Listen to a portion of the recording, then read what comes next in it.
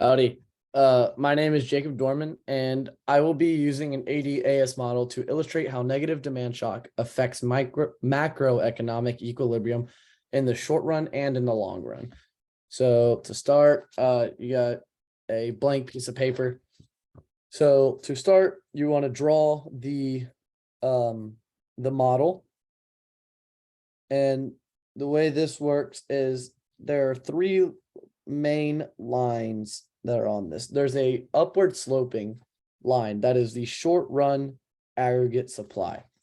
There's a downward sloping line, and that is the aggregate demand. And then there's a vertical line, and that is the long run aggregate supply. So where all these lines meet up, where they all intersect, that's what we call equilibrium. And we'll label that as E1 for now.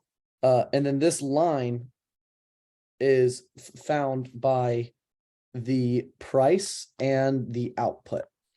So here, as you can see here, so we have the downward sloping, that's aggregate demand. The upward sloping is just short run aggregate supply.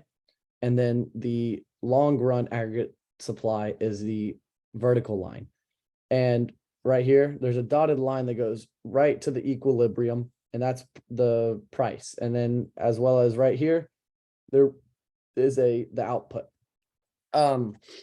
So this graph means that the economy is working is producing like at equilibrium. So it is performing at perfect output and price.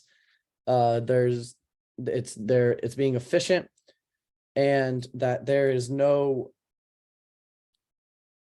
like recession or boom. So now I'll show a negative demand shock. These can happen in many ways. One way is the wealth of consumers decrease, so that they are not able to spend as much, which means that the demand for certain items will go down. And the way this is shown on the graph or on the model is the aggregate demand line, the downward sloping, will shift to the left. And so as you can see right here, it shifts to the left. And as if with this, there's a new equilibrium in the short run, and we'll label that as E2. With this, that new equilibrium, there's also a new price and output. So we'll label those P2 and Y2. So right here, right as you can see right here, there's a new equilibrium, and so that means the price lowers and output lowers. This means that the economy is in a recession.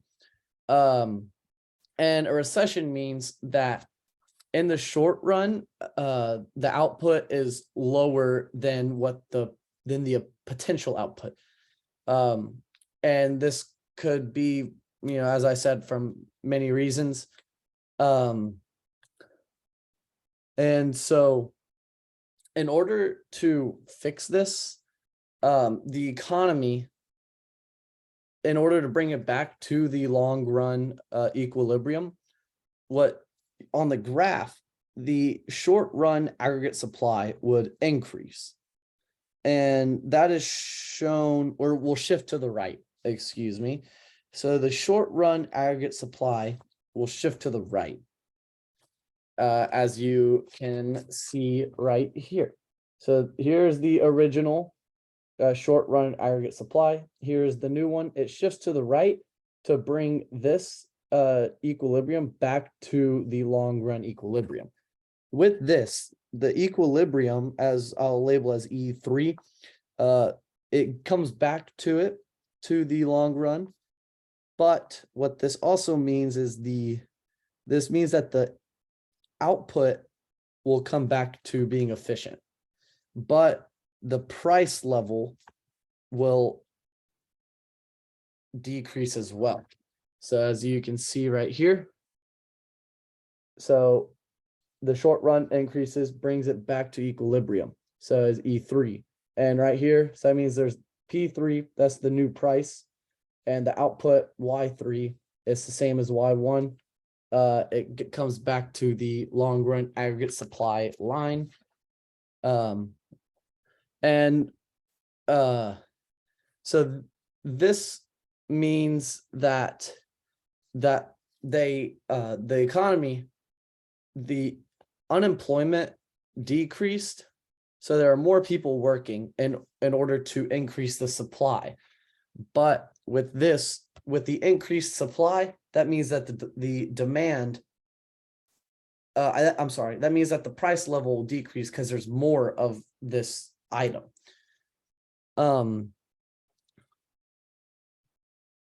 So the new long run equilibrium output and the price level, the output will go back to the original equilibrium.